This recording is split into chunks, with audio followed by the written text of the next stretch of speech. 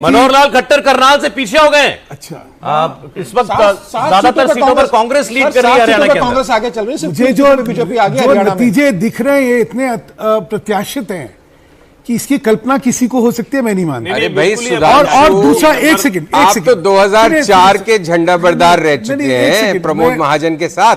मैं दूसरी बात कर रहा हूं। आपने तो ऐसे नाटकीय निर्णय देखे हुए हैं पहले। नाटकीय निर्णय होना ये जो है, देखिए इसमें आपने कहा ना कि वो योगी जी वाला फैक्टर हो ही नहीं सकता। सर उसका मेरे हिसाब से इसमें क्या है, इसमें जात।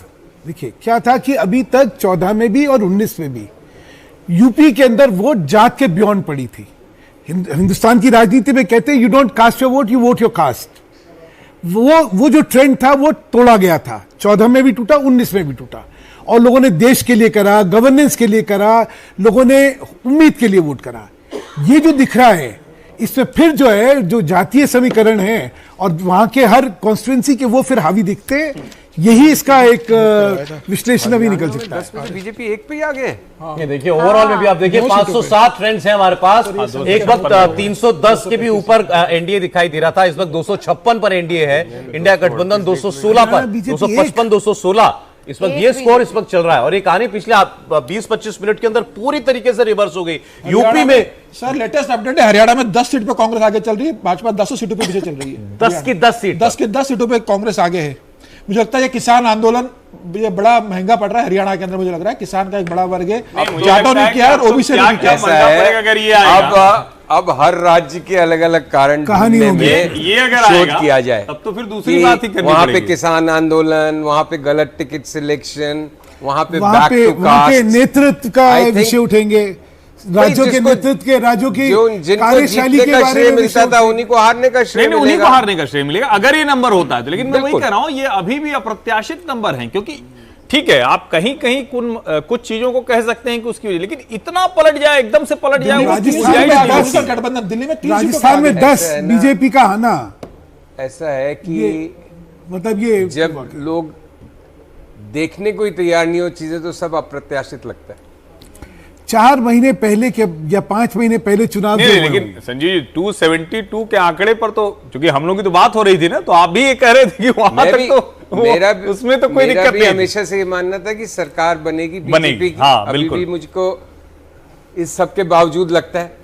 लेकिन अगर 250 के नीचे बीजेपी जाती है नहीं तब तो फिर मुश्किल है। तब तो फिर तो प्राइम मिनिस्टर बनना दोबारा मुश्किल है। सरकार तो शायद फिर भी बीजेपी की बन जाए। पीएम तो मोदी ही बनेगा, तो बीजेपी की सरकार बनेगी तो अगर मोदी के अलावा 250 के नीचे जाता है तो फिर नए समीकरण उत्पन्न होते हैं, नए कैलकुलेशन। मुझे लगता है ये कयास भी लगाना बेकार है। बीजेपी अभी जो है ये कयास जो है ना कि क्या हो सकता है, छोड़ना चाहिए। हालांकि हम लोग जो है जब रिजल्ट आ ही रहे हैं, लेकिन नाउ कितने बार एक चीज बड़ी क्लियर है, हर राज्य का बिल्कुल अलग मिजाज, बिल्कुल अलग मिजाज। गुजरात नहीं हिल रहा, हरियाणा पूरी तरीके से टूट गया। महाराष्ट्र का वैसे ट्रेंड नहीं, महाराष्ट्र में लग रहा था महाराष्ट्र महाराष्ट्र में कहानी बिल्कुल उल्टी हो गई है। महाराष्ट्र पूरी तरीके से जाता हुआ दिखाई दे रहा है। बहुत मजाक उड़ाया गया था महाराष्ट्र अब इंडिया गठबंधन की तरफ जाता हुआ दिखाई दे रहा है। कह रहे हैं India is a union of states का कितना उपहास उड़ाया गया था। संजीव बाबू आपको एक चीज ध्यान होगा, संजीव जी आपको ध्यान होगा, राजनीति पहले क्या थी? पहले centre was an aggregation of state politics. हमेशा क्या होता था कि लोग जो है लोकसभा में भी अपनी विधानसभाओं के हिसाब से वोट करते थे। इसलिए जिस पार्टी की जिस राज्य के अंदर जो स्थिति होती थी वही लोकसभा में दिखती थी। ये ट्रेंड 14 और 19 में टूटा। लोगों ने देश के लिए वोट करा, लोगों ने अपने राज्यों के हिसाब से नहीं वोट करा। लेकिन ये जो अब आ रहा है इसको देख के फिर वही लग रहा है। देखिए राजस्थान का बता देते हैं, राजस्थान में फिर रुझान बदला है। 13 सीट यहां पर बीजेपी आगे चल रही है और 11 सीटों पर कांग्रेस आगे चल रही है, गठबंधन आगे चल रहा है। राजस्थान में जो उम्मीद कांग्रेस लगा रही थी, कांग्रेस की तरफ से शुरुआत से कहा जा रहा था कि हम 10 से 11 सीटें राजस्थान में जीत सकते हैं, और अभी रुझानों में यही देखने को मिल रहा है कि कांग्रेस 11 सीटों पर राजस्थान में आगे चल रही है, जबकि 13 सीटों पर बीजेपी आगे चल रही है। तो ये जो उलटफेर है अब राज्य दर राज्य देखने को मिल रहा है।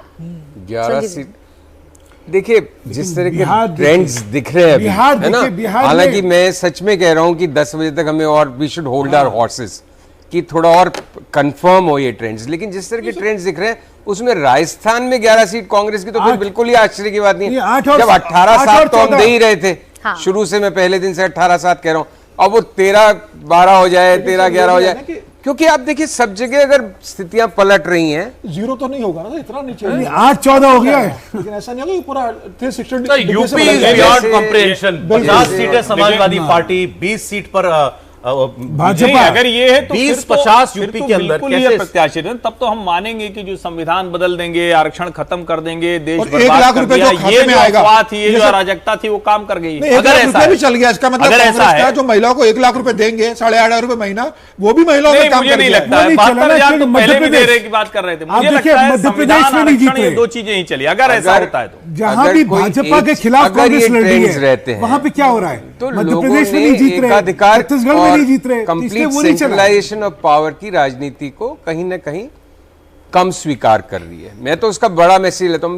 बाकी ये सारी तो माइक्रो थिंकिंग है कि ये आरक्षण, वहां जाट, वहां कास्ट, बेसिकली आपका हर बड़े एम्पायर का अंत अहंकार की वजह से होता है। अगर ये ट्रेंड्स कंफर्म रहते हैं तो आपको माई वे और हाईवे वाली राजनीति नहीं चलेगी, भारत जैसे देश में लंबे समय तक नहीं चल सकती। अच्छा, यूपी की बात कर रहे हैं तो यूपी में उलटफेर लगातार देखने को मिल रहा है। एक बार फिर से आइए यूपी में बताते हैं कहां पर और क्या फेरबदल हो रहा है। सबसे ज्यादा नजर अमेठी पर लोगों की बनी हुई है, क्योंकि यहां पर केएल शर्मा ने जो बढ़त बनाई है, अभी तक उन्होंने बढ़त बनाकर रखी है और स्मृति ईरानी अमेठी में पीछे चल रही है। रायबरेली में राहुल गांधी शुरुआत से आगे चल रहे हैं और अभी भी वो आगे चलते हुए नजर आ रहे हैं। लखनऊ में आपको बीजेपी जरूर नजर आएगी, इधर सिर्फ कानपुर में आपको भगवा रंग नजर आ रहा है। समाजवादी पार्टी रुझानों में उत्तर प्रदेश में भारतीय जनता पार्टी से, एनडीए से आगे निकलती हुई नजर आ रही है। पूर्वांचल अवध की ये बेल्ट देखेंगे, यहां पर भी आपको हरा रंग ज्यादा नजर आएगा और इधर अगर आप वेस्टर्न यूपी की तरफ आएंगे तो कुछ ऐसा ही आपको नजर आएगा। समीर जी कहाँ आया? समीर जी कह रहे हैं मुझे लगता है ईवीएम में गड़बड़ है। में सच में गड़बड़ है। ये इश्यू तो सेटल हो कांग्रेस गया। का समर्थन करता हूं कि ईवीएम में गड़बड़ है। जांच होना चाहिए फिर ये से। ठीक है कि अब भाजपा वाले कहेंगे ईवीएम में गड़बड़ है। अच्छा, अभी जितनी सीटें हम देख रहे हैं, अब यहाँ पर किस सीट पर फेरबदल की उम्मीद आपको लग रही है? कितनी बदल सकती है ये टैली अभी जो देखने को मिल रही है? हर्षवर्धन जी, शांतनु जी, कोई भी बताए। मुझे ऐसा लग रहा है कि अभी कितने से लीड है डिपेंड करेगा। अगर 1000 वोट की लीड है, 1200 वोट की लीड है तो बहुत चेंज होगा। लेकिन 10,000 के ऊपर जहां लीड हो गई होगी वहां मुझे लगता है कि कवर करना बहुत मुश्किल होगा। लेकिन जिस हिसाब से ट्रेंड बता रहे हैं तो कोई पूरा 360 डिग्री से पाटा नहीं पलटेगा कि समाजवादी अच्छा, एक और इंटरेस्टिंग बात है, देखिए समाजवादी पार्टी जरूर आगे चल रही है, लेकिन मैनपुरी अगर हम दिखाएंगे तो मैनपुरी में बीजेपी आगे चल रही है। ये भी कमाल है। ये स्वीकार होगा अखिलेश यादव। अखिलेश का स्वीकार। अगर हम ये इमेजिन करें कि इस समय अखिलेश और डिंपल क्या बात कर रहे होंगे तो अखिलेश कह रहे होंगे कोई बात नहीं, तुम मैनपुरी हार जाओ, बाकी सब यही रहने देना। यही रहने दो, हम तुम्हें दूसरी से भेज देंगे, नहीं तो राज्यसभा भेज देंगे, कोई बात नहीं। और डिंपल भी खुश हो जाएगी, मतलब वो अपनी हार से ज्यादा पार्टी का ये प्रदर्शन देख के वो ज्यादा खुश होगी। ठीक बात है। अब देखिए उत्तर प्रदेश में तो आप ये फेरबदल देख ही रहे हैं, रुझान ये बता रहे हैं कि समाजवादी पार्टी आगे चल रही है। मैनपुरी में हालांकि देखिए फिर समाजवादी पार्टी आगे हो गई है। अब आइए आपके सामने राजस्थान भी रख देते हैं और राजस्थान में आपको बताते हैं किस सीट पर कांग्रेस आगे चल रही है। गंगानगर सीट कांग्रेस आगे है, बीकानगर में कांग्रेस आगे, चुरू में कांग्रेस आगे। चुरू सीट की काफी चर्चा हुई थी राहुल कसवा की वजह से, कहा जा रहा था कि नुकसान होगा और वो नुकसान होता हुआ नजर आ रहा है भारतीय जनता पार्टी को। झुंझुनू की बात करें तो कांग्रेस सीकर में निर्दलीय प्रत्याशी आगे है। जयपुर ग्रामीण की बात करेंगे तो कांग्रेस, जयपुर में भी कांग्रेस, एक अलवर वाली सीट है जहां से बीजेपी नजर आ रही है। भरतपुर में कांग्रेस, करौली धौलपुर में भी कांग्रेस फिलहाल नजर आ रही है। दौसा की बात करेंगे तो कांग्रेस, टोंक सवाई माधोपुर में बीजेपी, अजमेर में बीजेपी, नागौर में यहां पर निर्दलीय प्रत्याशी जो है नजर आ रहे हैं हनुमान बेनीवाल, ज्योति मिर्धा को यहां से मैदान में उतारा था। पाली से बीजेपी, जोधपुर से कांग्रेस, जोधपुर से आप देखिए कांग्रेस आगे चल रही है। गजेंद्र सिंह शेखावत यहां से मैदान में उतरते हैं। जालौर में भी बीजेपी, उदयपुर में बीजेपी, बांसवाड़ा में निर्दलीय, चित्तौड़गढ़ में बीजेपी, राजसमंद बीजेपी, भीलवाड़ा, कोटा और झालावाड़ बारां से भी बीजेपी आगे चल रही है। यानी राजस्थान में भी पूरी की पूरी जो टक्कर है वो फिलहाल देखने को मिल रही है। संजीव जी, अब अमेठी में अगर स्मृति ईरानी 20,000 वोट से पीछे तो हारेगी और अगर 2,000 से पीछे है तो बदल सकता है। एक बार की टेबल को एक राउंड बोलते हैं ना। लोकसभा में अभी राउंड कितने हुए हैं काउंटिंग के? अभी ज्यादा राउंड नहीं पूरे हुए 10 राउंड हुए होंगे। कितने राउंड? 7 2-3 वही कह रहे 7 देखिए कुछ राउंड कितने जो राज्य जो आपने की बैटल ग्राउंड राज्य बताए थे वहां तो कहानी दिखती है। राजस्थान के अंदर टक्कर होगी आप कह रहे थे, इतनी टक्कर होगी शायद ये नहीं लगा था। को नहीं लग रहा था Exit polls ने भी नहीं इतनी बताया था। लेकिन राजस्थान दिखाई दे रहा है, हरियाणा दिखाई दे रहा है कि हरियाणा महाराष्ट्र में दिखाई दे रहा है, यूपी तो लेकिन कल्पना के बाहर था सर। यूपी तो आप सपने में भी मतलब नहीं आप फिर भी कहिए कि हाँ इन राज्यों में टक्कर थी वो दिखती है, लेकिन जो यूपी दिखा रहा है उसकी तो कोई कल्पना नहीं कर सकता था। और जब भी इसके बाद बीजेपी वापसी करेगी ये हमको देखना होगा। 80 सीटों वाले यूपी में अगर ये अकल्पनीय होगा, अब बिहार आप स्वीप कर रहे हो, बिहार अभी भी एनडीए स्वीप मध्य कर रहा है। प्रदेश स्वीप कर रहे हैं, बिहार छत्तीसगढ़ कर रहे हैं, झारखंड कर रहे हैं। गुजरात, झारखंड कर रहे हैं सर, झारखंड, छत्तीसगढ़ कर रहे हैं, गोवा कर रहे हो, आप दोनों सीट में लेके बीजेपी जा लीड रहे में हो। है। कर्नाटका में आप कर रहे हो सिर्फ 4 सीट पे आगे इस समय। कर्नाटक बराबरी का सा है उड़ीसा मामला। की हरियाणा में 10 क्या में से 9 पोजीशन सीटों पे है? पीछे रहना। उड़ीसा का उड़ीसा में बीजेपी आगे है, कितना? उड़ीसा में बीजेपी आगे चल रही है, मैं आपको बताता हूँ। 14 सीटों पे आगे। देखिए हरियाणा में अब कांग्रेस 8 पर आगे, बीजेपी 1 पर, आम आदमी 1 पर, 8-2 चल रहा है। छत्तीसगढ़ में 10-1 चल रहा है, 10 पर बीजेपी आगे चल रही है। उत्तराखंड में 5 की 5 बीजेपी, झारखंड में बीजेपी 10, जेएमएम 2, आजसू 1। यूपी केवल एक ऐसा राज्य है 29-42 हो गया, 29-42 सपा। महाराष्ट्र में 29 कौन है? 17-7 है, एक तरफ 24 है आप समझ लीजिए, और दूसरी तरफ 24 है, बिल्कुल बराबरी। महाराष्ट्र 24-24 पर चल रहा है इस वक्त। महाराष्ट्र में बिल्कुल बराबरी की टक्कर दिखाई दे रही है। उड़ीसा में 13 पर इस वक्त भारतीय जनता पार्टी आगे चल रही है। आंध्र प्रदेश में एनडीए आगे चल रहा है। कितने से आगे चल रहा है आंध्र देखिए प्रदेश में? कर्नाटक में 16 पर इस वक्त जो है वो एनडीए आगे चल रहा है। 21 सीटों पे आंध्र प्रदेश में आगे, 21 सीटों पे सिर्फ 2 पे वाईएसआर कांग्रेस आगे। देखिए उत्तर प्रदेश में लगातार ये जो आंकड़ा है ये बदल रहा है और अभी फिलहाल आप कह सकते हैं 40 सीट पर समाजवादी पार्टी आगे है और 31 पर बीजेपी आगे चल रही है। ये आंकड़ा 19-20 का भी हो गया था जब 20 सीटों पर 19 सीटों पर सिर्फ बीजेपी आगे नजर आ रही थी। समाजवादी पार्टी 51 सीटों पर बढ़त फिर बदल हुआ है। अब ये 40 सीटों पर समाजवादी पार्टी ने बढ़त बनाई और 31 पर बीजेपी।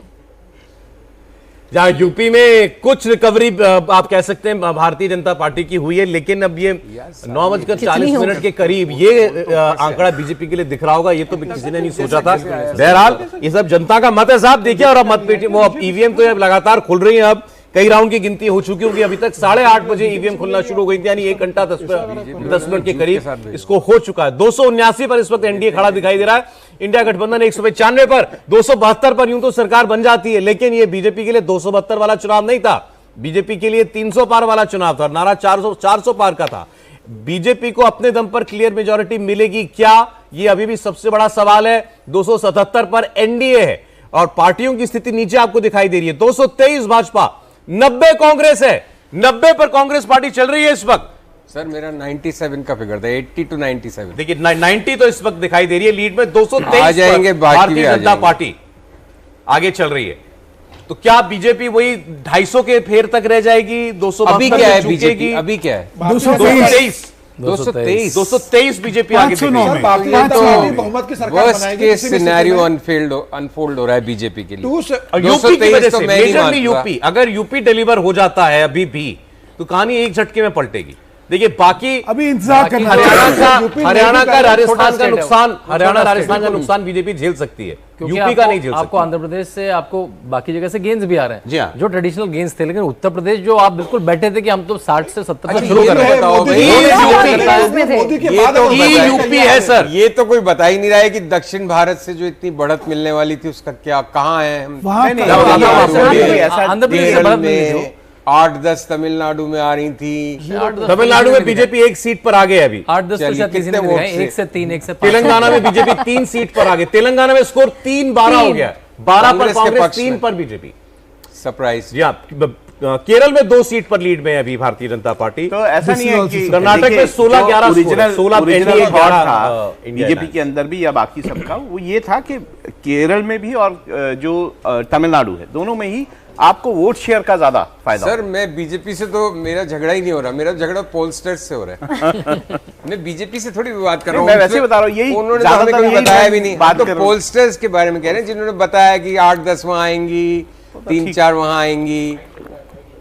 नहीं पर राजस्थान और का वो पोलस्टर वाले ने कहा बताया कि इतना सारा जो है राजस्थान का तो पोलस्टर्स क्या मैं अपने आप को थोड़ा बहुत समझता हूँ राजस्थान समझने वाला, मुझे ये रिजल्ट की उम्मीद नहीं थी।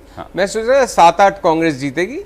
देखिए कोई ऐसा hindsight is most powerful side, इसका मतलब खुद ही भ्रमित हो जाओ। आप खुद सोचिए, राजस्थान में हाँ तो हरियाणा में भी ये बात की जा रही है, कांग्रेस में भी इसकी उम्मीद नहीं थी। हरियाणा में 12 मतलब राजस्थान में 12 सीट कांग्रेस जीत सकती है इस माहौल में। अच्छा, बराबरी का मामला हो रहा है। देखिए उत्तर प्रदेश में 35 सीटें बीजेपी आगे हो गई है, समाजवादी पार्टी 38 पर आगे है, अब कांग्रेस जो है वो 5 पर आगे, आरएलडी 1 पर फिर बदल रहा है। उत्तर प्रदेश की टैली जैसे ही बदलती है वैसे ही इजाफा हो जाता है एनडीए के खाते में, बदलती है वहां पे देखिए वहां पे राइज हो जाता है। ओडिशा 13 भारतीय जनता पार्टी हो गई है, 6 पर। सर जब फाइनल टैली आएगी मुझे लग रहा है उत्तर प्रदेश के अंदर, तब समाजवादी पार्टी 13-14 सर 3 राज्य हैं, मोटे तौर पर 3 राज्य। अभी कई सीटें बहुत क्लोज मार्जिन से डिसाइड होगी, यूपी, हरियाणा और राजस्थान। ये मेरे पास ये किसी का 3 बीजेपी से इस वक्त नहीं संभल रहा कि आपकी ये लाइन बिल्कुल सही है कि पोलस्टर्स की आपकी अदालत होनी चाहिए। मध्य प्रदेश 29 की 29 बीजेपी लीड कर रही है, दिल्ली 7 की 7 लीड कर रही है, हिमाचल प्रदेश में लड़ाई इस वक्त दिखाई दे रही है। अभी 2 ट्रेंड्स हैं, एक पर बीजेपी, एक पर बिहार। बिहार पूरी तरीके से एनडीए के साथ एक साथ मिला हुआ है। हाँ, जैसे यूपी में राइज होता है एनडीए की टैली बढ़ जाएगी और ये सीट दिखा भी रहे हैं। अब देखिए आपको थोड़ा थोड़ा भगवा रंग जो है थोड़ा बढ़ता हुआ नजर आ रहा होगा। और अभी 29 की 29 सीटों पे क्लीन स्वीप कर रही है भारतीय जनता पार्टी मध्य प्रदेश में। ये तो उम्मीद थी और वही उम्मीद पर खरा कहीं ना कहीं बीजेपी उतरती हुई नजर आ रही है। पूरा आपको मध्य प्रदेश की जो टैली है, जो सीट है, वो भगवा रंग में 36 बराबर हो गया प्राची, बराबर हो गया। 36 की बराबरी होगी। एक तो सौरभ फिर से दिखानी पड़ेगी हमें। आपकी